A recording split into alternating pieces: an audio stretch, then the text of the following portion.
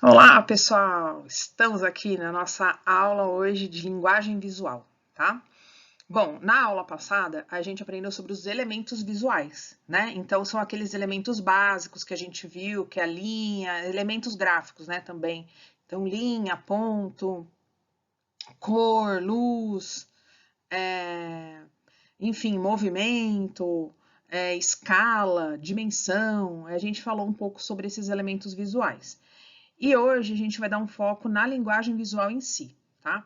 Então, quando a gente fala de linguagem visual, a gente está falando muito nessa questão da comunicação, né? Como é que o ser humano se comunica? E quando a gente pensa em linguagem visual, a gente tem essa questão da linguagem que transmite ideias e sensações, né? Através dos símbolos que causam impacto e efeito nos indivíduos. Então, hoje, a gente pode dizer que vive numa cultura imagética, né? O que seria isso? A todo momento, a gente é impactado pelas imagens. Então, assim que a gente acorda, hoje a gente já pega o celular, né? Então, nós já somos impactados ali por aquele tanto de imagens no celular, nas redes sociais, nos jogos, nos filmes, em todos esses equipamentos aí que nos cercam, né? Todos eles fazem essa conexão com a gente, se comunica visualmente. E nós, aqui nessa nossa sociedade contemporânea, nesse mundo, né, atual, nós podemos dizer que a gente vive a cultura imagética. O que seria isso? Nós somos seres imagéticos, somos seres que somos impactados pelas imagens. Então, as imagens, elas estão ali presentes, né, no tempo todo no nosso dia a dia, e nós somos impactados, a gente percebe o mundo muito através da imagem. E aí, pensando, né, comparando a sociedade que a gente vive hoje com a sociedade, com sociedades no passado, né, anteriores a nós, a gente pode dizer que a gente vive, né, imerso nessa cultura imagética. Então, uma palavra interessante para vocês pensarem e incorporar no vocabulário, né, inclusive aí para redações, para trabalhos, para coisas que vocês forem escrever também, né? É interessante vocês incorporar esse conceito de cultura imagética aí que a gente vive, né? Numa sociedade imagética e somos seres imagéticos. Bom, quando a gente pensa na linguagem visual, a gente pode dividir, né, em duas vertentes a linguagem visual. Primeiro, a gente tem a linguagem verbal e depois a não verbal. Quando a gente pensa em linguagem verbal, é quando a gente faz uso das palavras para se comunicar. Então, por exemplo, aí nessas duas plaquinhas, né?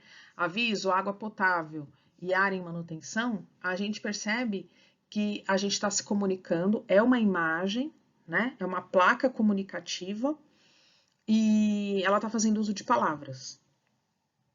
Então, a gente diz que é uma linguagem visual verbal.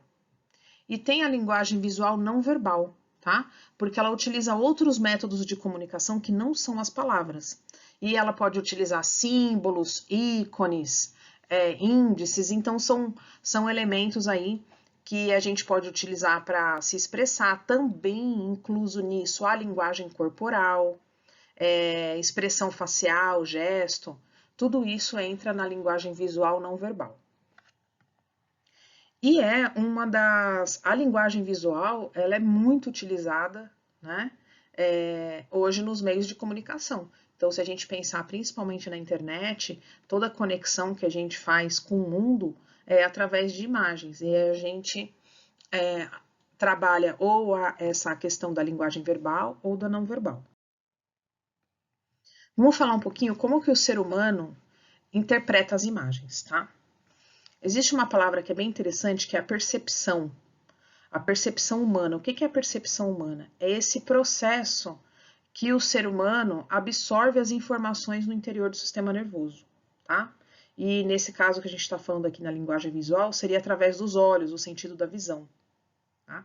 Então, essa ideia de percepção humana é como o ser humano percebe o mundo, como a gente interpreta o mundo, como você absorve a informação e dá sentido a essa informação, tá?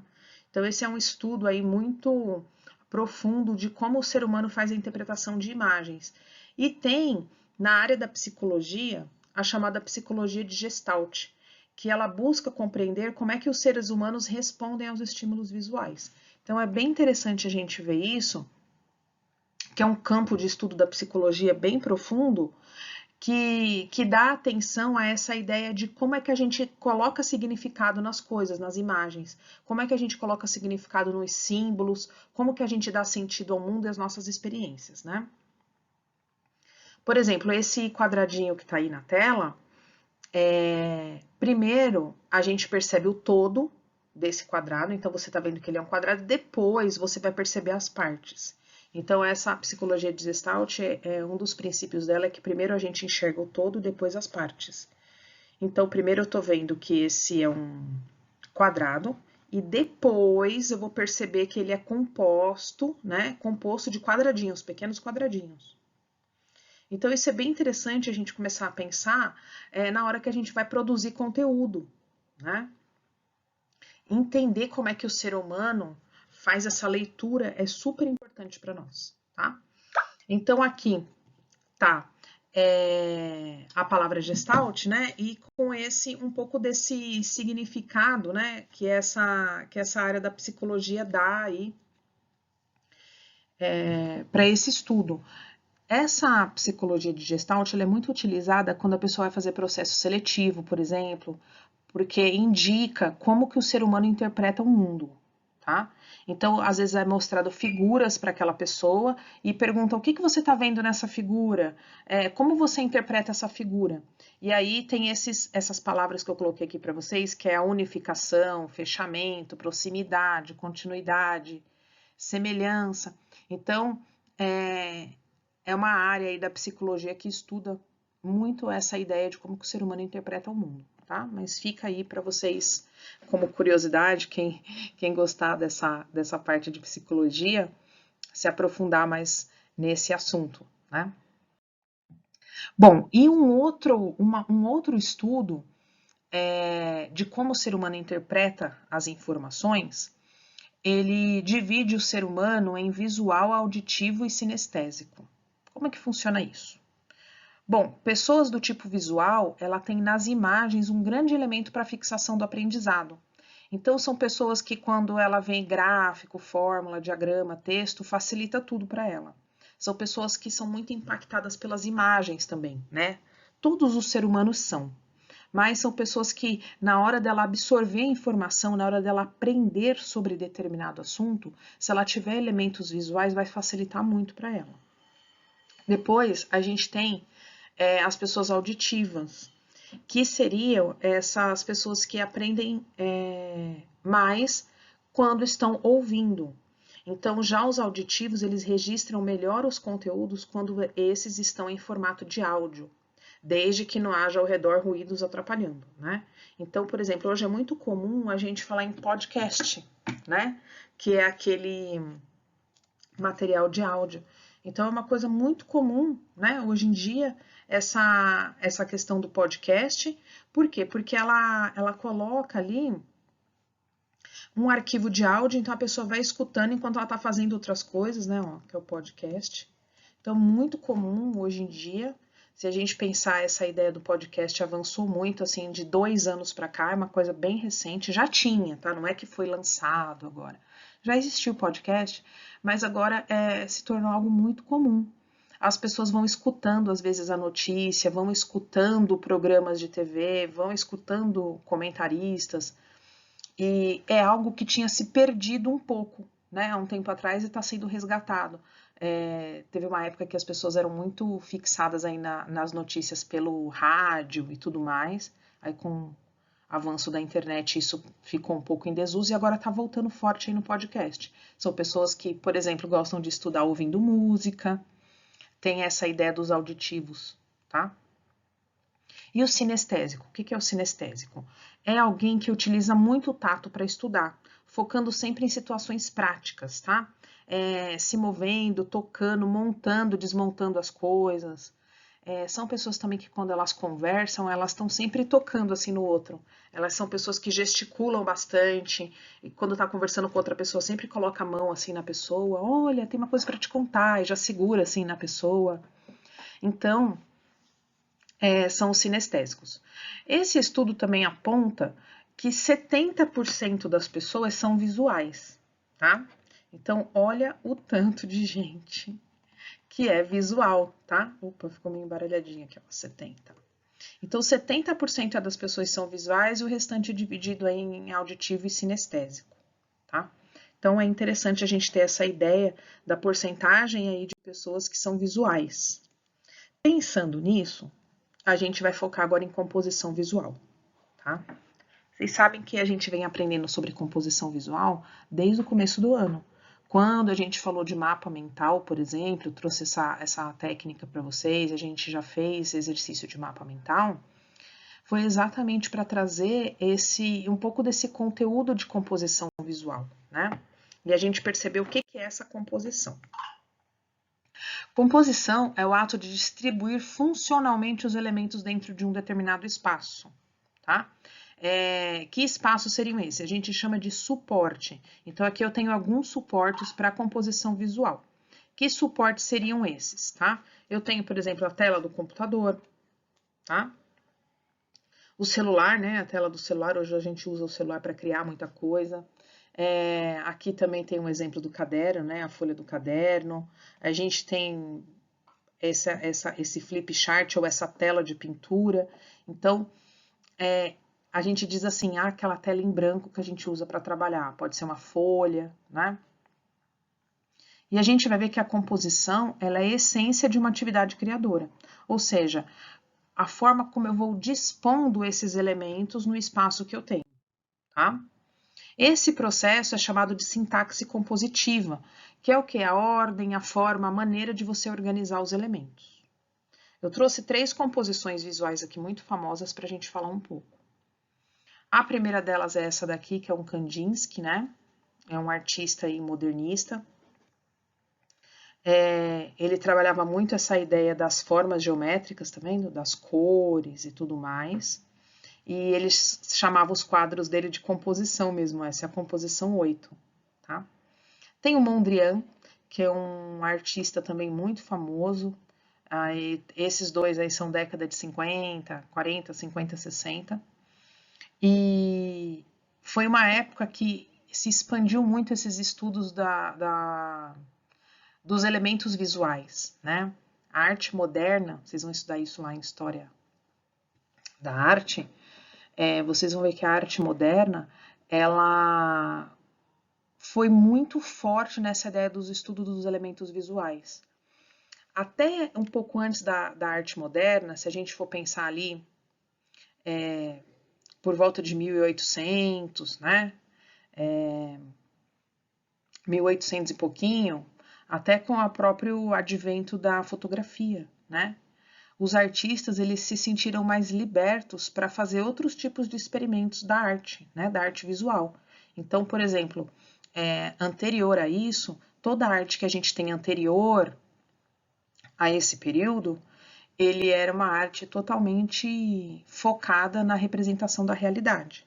Então, se você pegar um quadro lá de 1400, 1500, 1600, né, você vai encontrar o quê? Você vai encontrar uma representação da realidade. Então, ou era paisagem, ou era retrato de ser humano. A partir do início ali da arte moderna, a gente já começa a ver outros estudos que não seja mais só essa representação de paisagem e de pessoa. A gente começa a ver os estudos dos elementos visuais, tá? E isso vai estar muito forte mesmo, fortíssimo, a partir de 1900. Então, a gente tem ali 1890, 1900, 1905, para frente é que a gente vai ter esse tipo de arte, que também é considerada, claro, arte abstrata. Porque, por exemplo, se você pegar esse Kandinsky ou esse Mondrian, eles não estão representando uma figura em si, né? É uma composição geométrica. E tem um artista que ele já é bem recente aqui, um artista da nossa época, que é o Romero Brito. Não sei se alguns de vocês aí conhecem, mas vocês já devem ter visto essa estampa em alguns lugares, né? Porque o Romero Brito, ele hoje tem a estampa de arte dele colocada em chinelo, caneca, capa de celular, até um carro aí. Olha que engraçado, né? A pessoa estampou o carro todo com essa arte aí do Romero Brito. Tem produtos também, né? Olha só, a vodka Absolute, pasta de dente, cadeira, poltrona, tudo que vocês possam imaginar hoje em dia tem essa estampa do Romero Brito. Por que ficou tão famosa, né? Vocês sabem que tem alguns críticos de arte, algumas pessoas da área da arte que não gostam muito do Romero Brito porque fala que ele padronizou. Ele fez um tipo de composição visual que chama bastante atenção pela cor, pelo formato geométrico, e ele saiu replicando isso várias vezes, né? Então ele achou como se fosse uma fórmula daquilo que ele acha que ficou interessante, e ele vai só reproduzindo mais daquela fórmula que ele encontrou. E algumas pessoas falam que isso não é criativo, que isso, entre aspas, não pode ser considerado arte, enfim, começa aí uma discussão imensa, mas eu acredito que no tempo que a gente vive hoje a gente tem bastante liberdade, né? E para criação, e tá aí, né? Faz sucesso, o pessoal gosta, o povo gosta, né? Tá estampado aí num monte de lugares. E ele faz, né, essa combinação, tá? Então, quando a gente pensa em composição visual, é como se fosse uma combinação desses elementos de forma que fique agradável, né, aos olhos. Que elementos são esses? Então, só para relembrar aqui, né? Ponto, linha, a forma em si, né, as formas geométricas, direção, que é a direção que você vai colocar, né, essas formas, essa linha, esse ponto. O tom tem a ver com a luz, tá? A iluminação, a cor, que a gente estudou muito a cor, e tem esse sentido do porquê que a gente estudou a cor primeiro, né? Porque a cor é a primeira coisa que a gente percebe nos objetos. Então tá aí o nosso estudo da cor que durou quase o primeiro bimestre todo. Textura, dimensão, escala, movimento, esses são os elementos básicos, tá? E a composição visual estuda como você vai organizar esses elementos. E para isso existem tipo umas regras, tá? Que a gente chama de princípios da composição visual. O que seriam esses princípios, tá?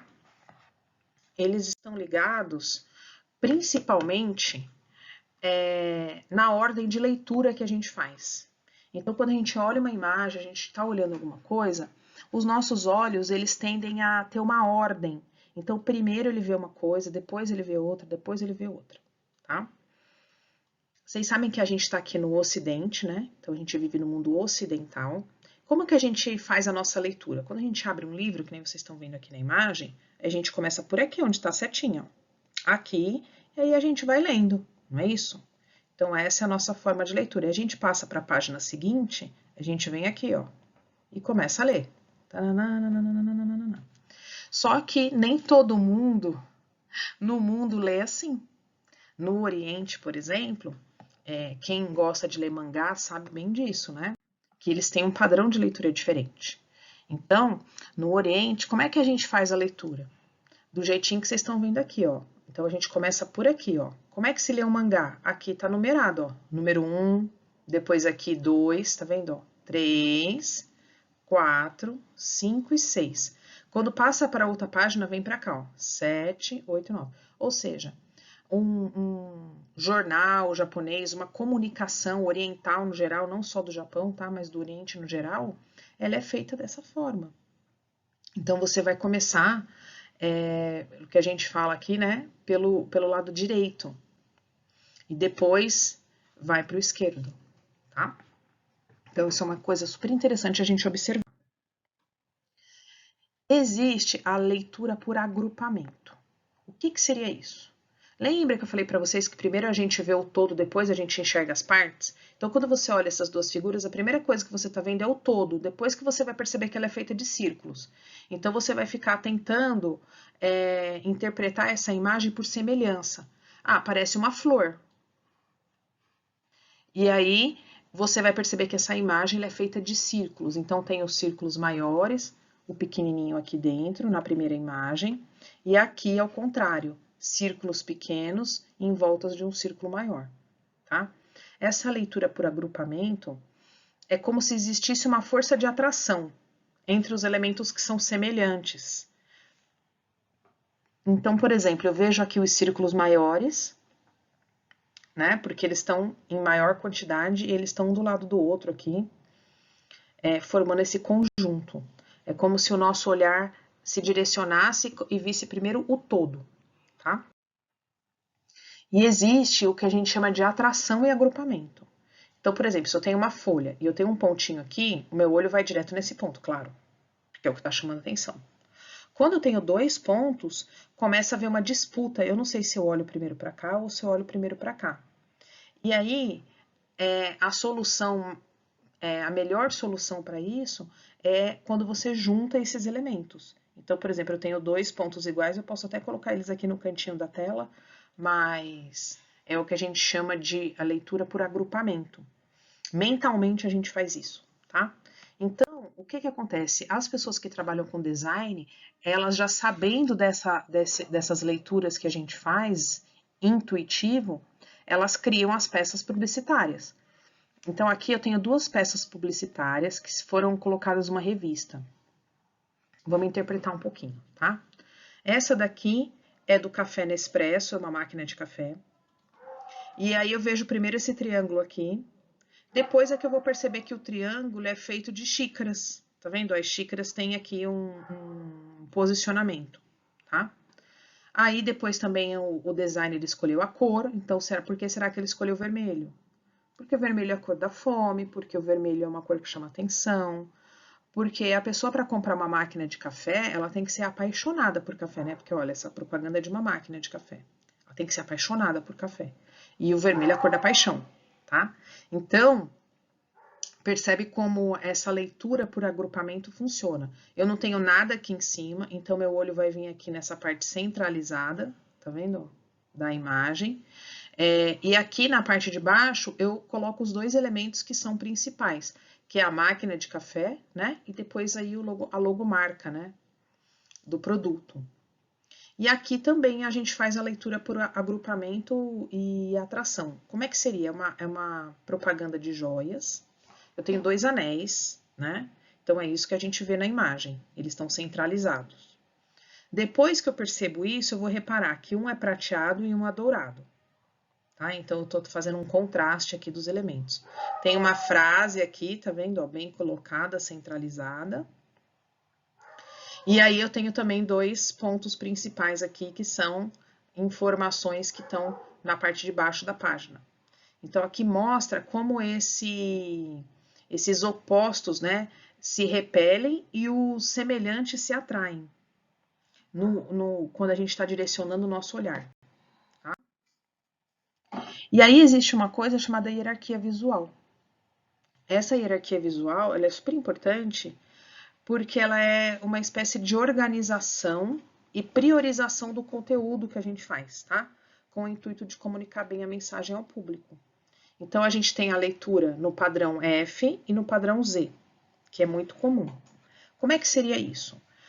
A gente faz uma leitura no padrão F assim, ó. Eu começo aqui, 1, aí eu venho aqui, 2. Aqui seria o 3, 4 e 5. Então, meu olhar, ele percorre este caminho.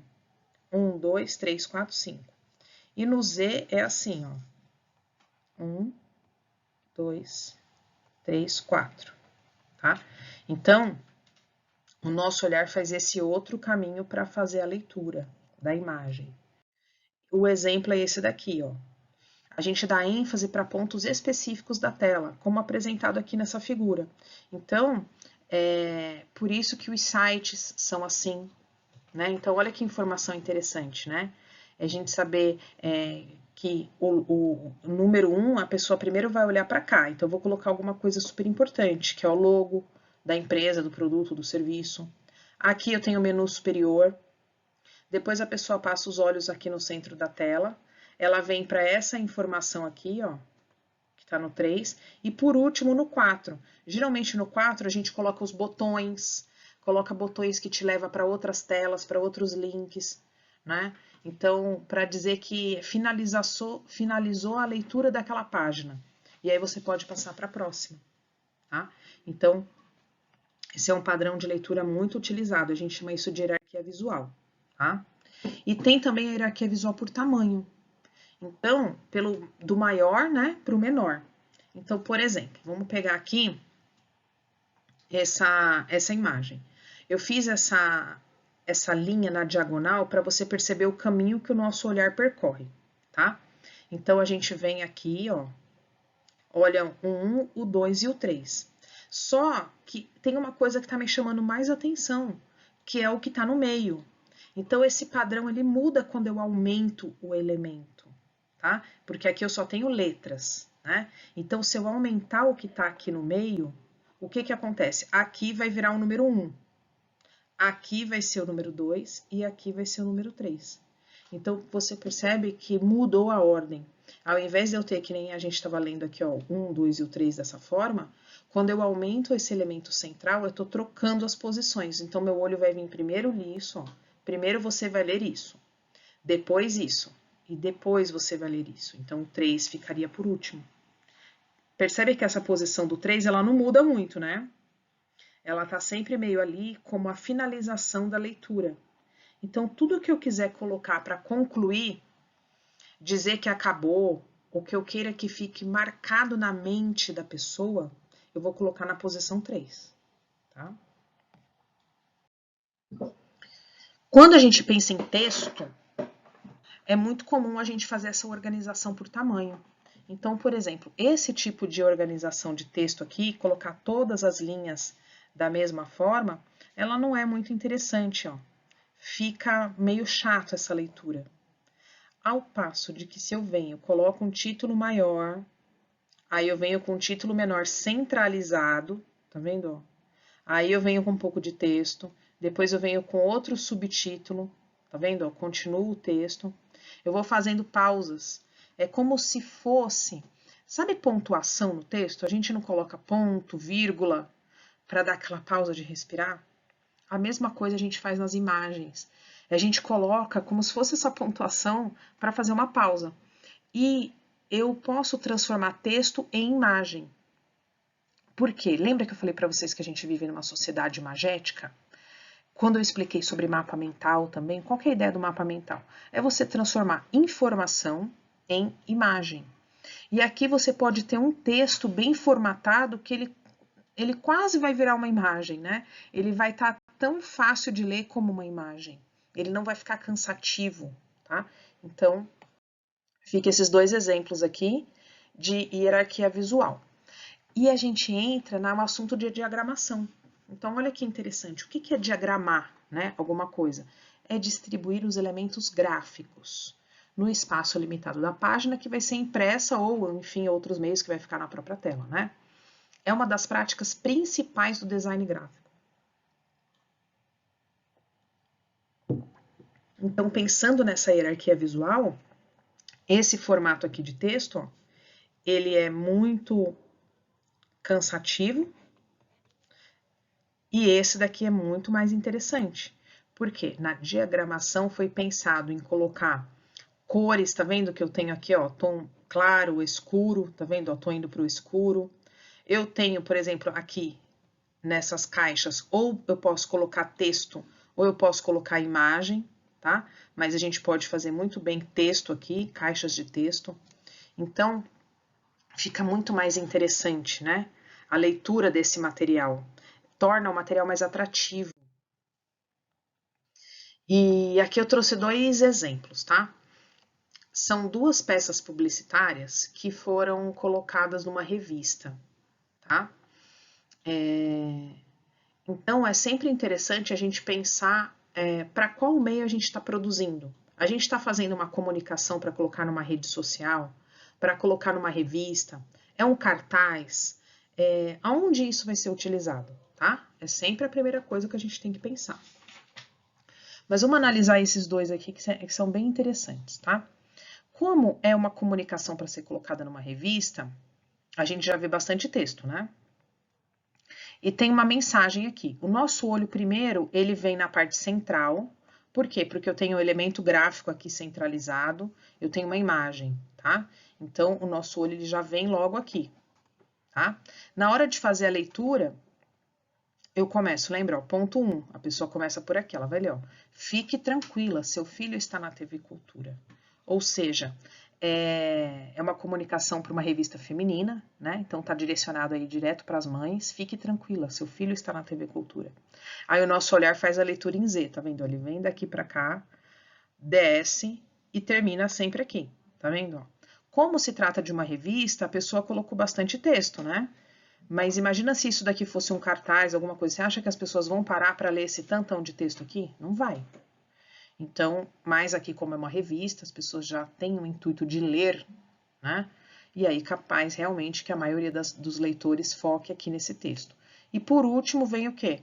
Aqui os logotipos, né? Ó, que é o que eu quero que fique marcado na mente da pessoa, né? Que ela tá vendo uma propaganda sobre a TV Cultura.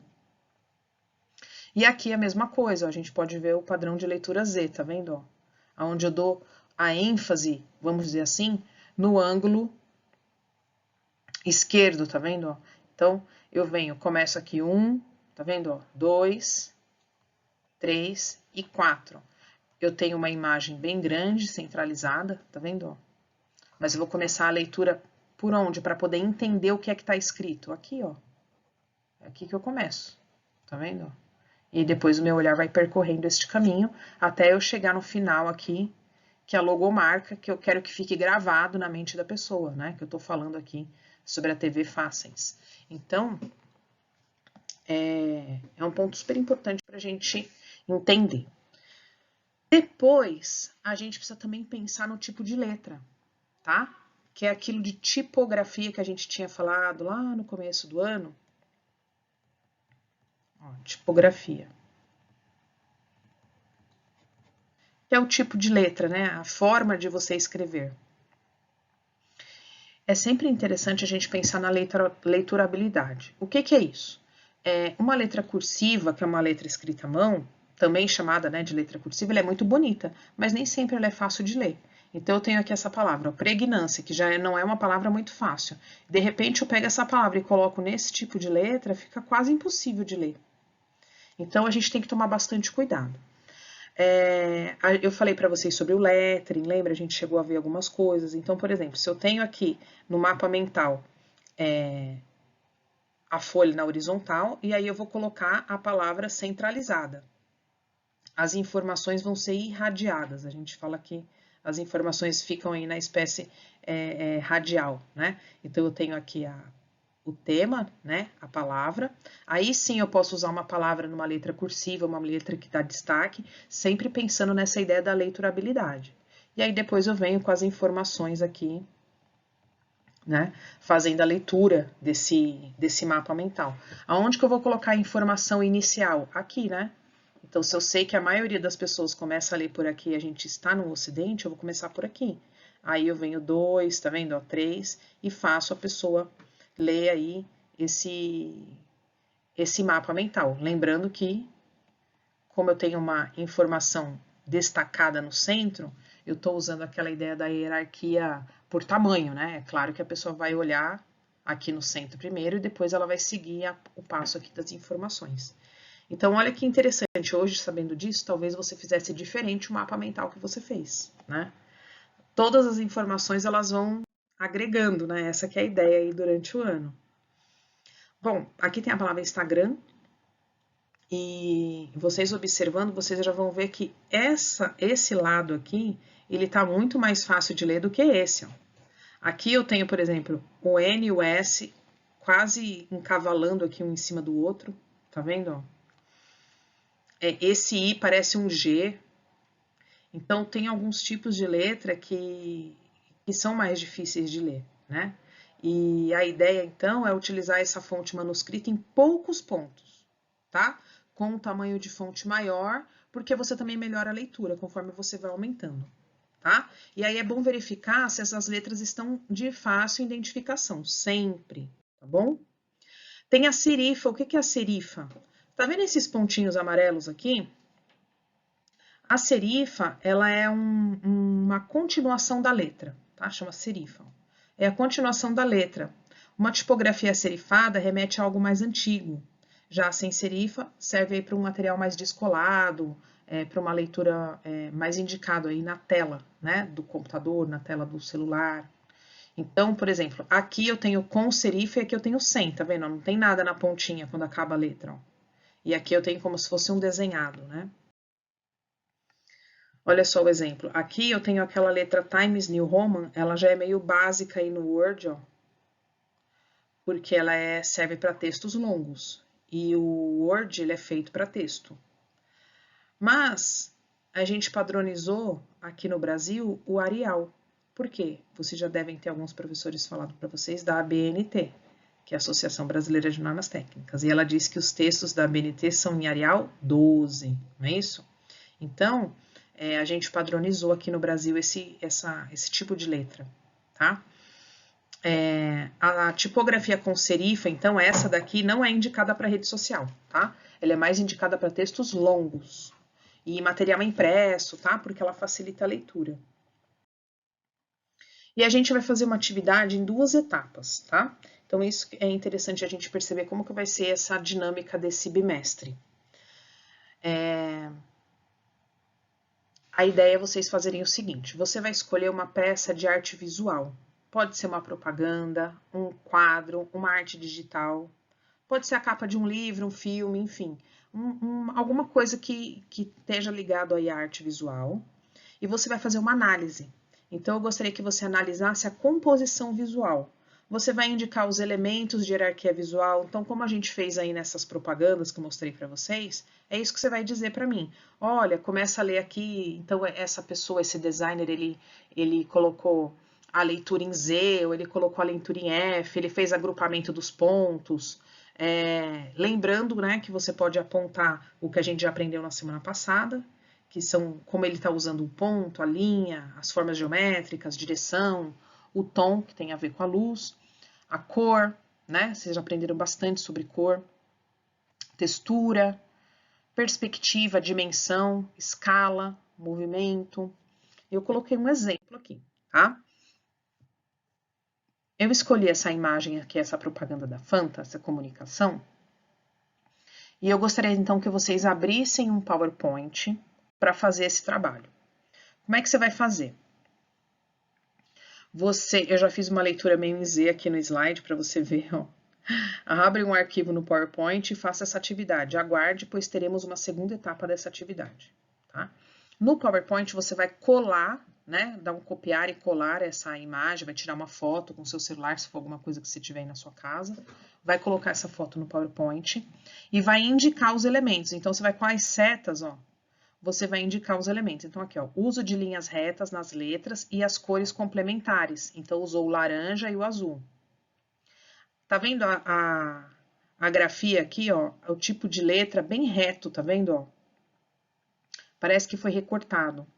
A boca também tá com essa coisa das linhas retas aqui, ó. Os dentes também bem quadradões, tá? E aí você vai fazer um pequeno texto, né? Essa propaganda fez uso da leitura centralizada. Então, olha só, como é que você fez? O destaque aqui bem no centro, tá vendo? Ó? Eu não tenho leitura aqui, ó, ainda não foi em Z, tá? Essa daqui tá centralizada. E fez uso da leitura centralizada por agrupamento dos elementos. Então, agrupei os elementos todos no centro da tela, né? As letras, a boca e as latas, tá? Tudo agrupadinho aqui no central. O fundo faz uso da perspectiva, trazendo aquela sensação de movimento, né? Que a gente viu, aquela coisa meio que, quase como uma ilusão de ótica que a gente tinha visto na aula passada, né? E ele faz isso com os gomos da laranja. Então, é como se fosse uma espécie de funil, né? É esse tipo de análise, tá? Gostaria que vocês fizessem, escolhessem uma arte visual para fazer esse trabalho. Lembrando que eu não vou abrir a atividade ainda, vou deixar a atividade ainda pausada, né, para vocês só fazerem, deixar guardado aí no computador, no celular, que a semana que vem a gente vai complementar a nossa aula com as informações, e aí sim eu vou abrir a atividade para entrega, né, que vai ter algumas páginas do PowerPoint, certo?